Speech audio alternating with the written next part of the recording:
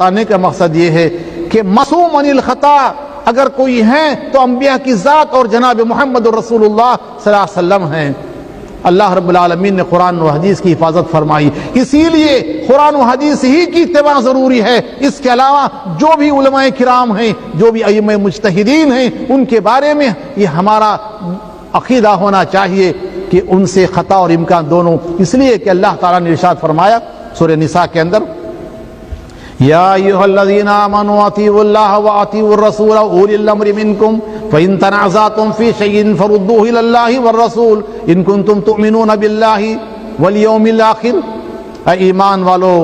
اللہ کی اطاعت کرو، یعنی کتاب اللہ کی اطاعت کرو۔ اے ایمان والو رسول صلی اللہ علیہ وسلم کی اطاعت کرو، اللہ اس کے رسول کتاب و سنت کی اطاعت کرو، کتاب و سنت پر تم عمل کرو۔ اولی الامر منکم، اللہ نے اپنے ساتھ اطیعوا کا لفظ استعمال کیا، رسول کے ساتھ اطیعوا کا لفظ استعمال کیا، جہاں صاحب امر حکمرانوں کا کہ تم اپنے حکمرانوں، صاحب امر، صاحب معاملہ اور اپنے حکمرانوں کی اطاعت کرو، تو وہاں اللہ رب تعالیٰ نے اطیعوا کا لفظ استعمال نہیں فرمایا، بلکہ تابع کر دیا اللہ اس کے رسول کے۔ اور اللہ تعالیٰ نے فرمایا اگر تمہارا ایمان آخرت کے دن اللہ کی ذات پر ہے، تم کو چاہیے کہ تم اپنی اختلافات کو اللہ اس کے رسول طرف لوٹا دو۔ بہت زیادہ غور کرنے کی بات ہے۔ اگر اس نقطے کو مسلمان سمجھ جائیں کہ اس آیت میں اللہ تعالیٰ نے ہمیں کیا حکم دیا ہے، یا ایھا الذین آمنوا اطیعوا اللہ، اے ایمان والو اللہ کی اطاعت کرو، قرآن مجید پر عمل کرو، واطیعوا الرسول، رسول اللہ صلی اللہ علیہ وسلم کی اطاعت کرو، یعنی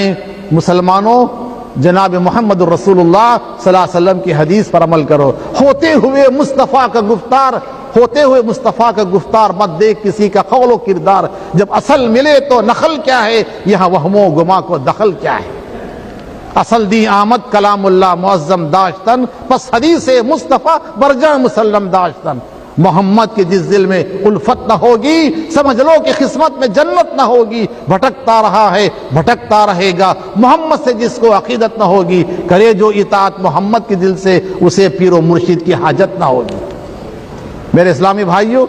اللہ نے آگے فرمایا اولی الامر منکم، اللہ کی، رسول صلی اللہ علیہ وسلم کی اور تمہارے حکمرانوں کی اطاعت کرو۔ فإن تنازعتم فی شیء فردوہ الی اللہ، معاملے میں اختلاف ہو جائے تم کو کیا کرنا چاہیے، اس معاملے کو اللہ کی کتاب جناب محمد الرسول اللہ صلی اللہ علیہ وسلم کی سنت طرف لوٹا دینا چاہیے، اگر تمہارا ایمان اللہ اس کے آخرت کے دن پر ہو۔ اب آپ بتائیں میرے بھائیوں، میں یہاں یہ بتانا چاہتا ہوں کہ دین کا سارا علم، چوتھی بات، دین کا سارا علم جناب محمد الرسول اللہ صلی اللہ علیہ وسلم کے علاوہ کسی اور کے پاس نہیں تھا۔ اگر ہم نے اپنے طور پر یہ مان لیا، ولو بالفرض ہم نے مان لیا کہ ہم فلاں امام صاحب کی تقلید کریں گے، ہم فلاں امام صاحب کو اپنا امام تسلیم کر کے ساری زندگی ان کے فتاووں پر عمل کریں گے، یہ ناممکن ہے، یہ ناممکن ہے۔ اللہ اس کے رسول صلی اللہ علیہ وسلم اس کا حکم نہیں دیا ہے۔ اور آپ کو معلوم ہونا چاہیے کہ دین کا سارا علم اگر کسی کے پاس تھا تو وہ صرف جناب محمد الرسول اللہ صلی اللہ علیہ وسلم کے پاس تھا، خلفائے راشدین کے پاس بھی نہیں تھا۔ جماعتیں بنانے کا حکم ہوتا تو میرے بھائیوں صدیقی جماعت بنتی، فاروقی جماعت بنتی، عثمانی جماعت بنتی، علوی جماعت بنتی۔ آپ کو معلوم ہونا چاہیے کہ خلفائے راشدین وہ صحابی جن کے متعلق جناب محمد الرسول اللہ صلی اللہ علیہ وسلم ہمیشہ فرمایا کرتے تھے، میں ابوبکر عمر ساتھ تھے، میں ابوبکر عمر جا رہے تھے۔ جب کبھی اللہ کے نبی صلی اللہ علیہ وسلم گفتگو فرماتے تو آپ صلی اللہ علیہ وسلم کہتے کہ میں عمر ابوبکر جا رہے تھے، ایک ساتھ تھے۔ جب جناب محمد الرسول اللہ صلی اللہ علیہ وسلم کی وفات ہوئی، حضرت فاطمہ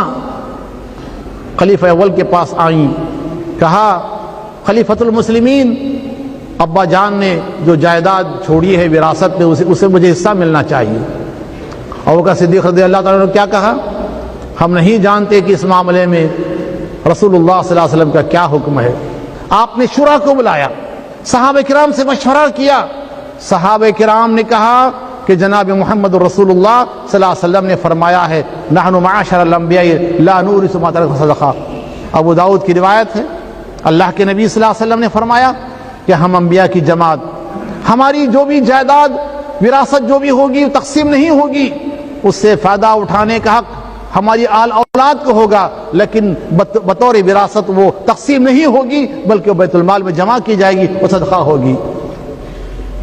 صحابہ کرام سے مشورے کے بعد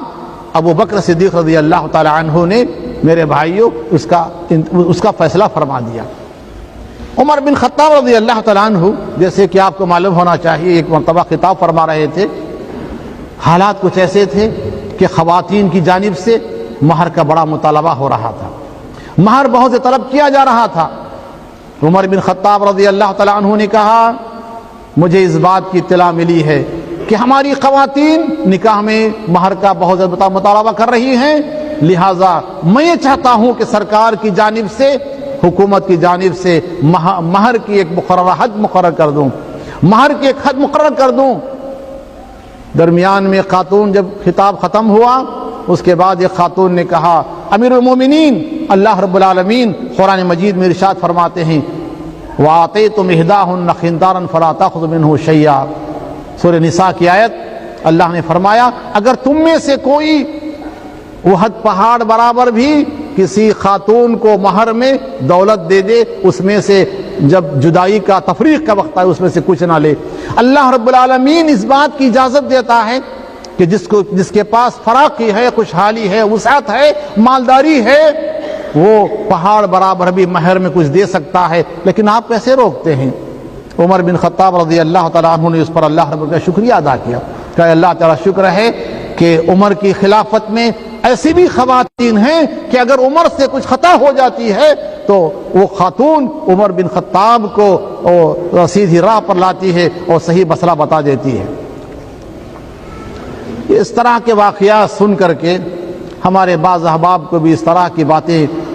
پیدا ہو گئیں ان کے اندر کہ ایک مرتبہ ایک مولوی صاحب کھڑے تقریر فرما رہے تھے، ایک صاحب نے کہا کہ مولوی صاحب اس بارے میں آپ جو کہہ رہے ہیں وہ ایسا ہے اور ایسا ہے اور فلاں ہے فلاں ہے، تو میں خطاب کر رہا ہوں، خطاب ہوا اور تم درمیان میں ٹوک رہے ہو فلاں فلاں، ٹوکنا شروع کر دیا۔